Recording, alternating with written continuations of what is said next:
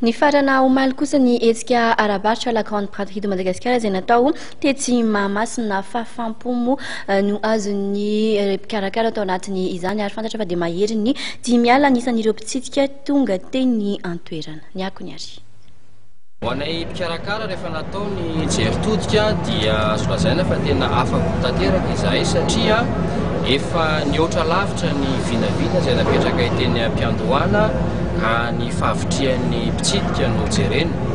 Teo amin'ireo ataontsika hoe mpietsena indray dia afaka ihany koa izy ireo satria iarahantsika malala moa fa amin'ny vanim-potoana ohatran'izao dia maro dia maro tokoa ny fitohanan'ny fiarakodia ny ivelany any ary anisan'ny sehatra iray izay manala fahasahiranana an'ireo ataontsika hoe mpietsena ny fisian'ny Grande Braderie satria saika hitany taty avokoa ireo entana rehetrarehetra izay ilaina tamin'ny fikarakarana izao fetin'ny krismasy ny faran'ny taon'izao ary tao anatin'ny vidiny nisy fianambidy.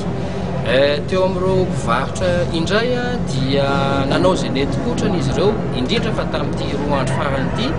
satria dia saika niotra ny 500 isan-jato ny fianambidy izay nataon'izy ireo ary dia afaka tanteraka izy ireo satria betsaka ny nalany entany taty amin'ny Grande Braderie de Madagascar. Ho an'ny andiany manaraka amin'ny Grande Braderie de Madagascar dia ho tanterahana any amin'ny faran'ny volana marsa izany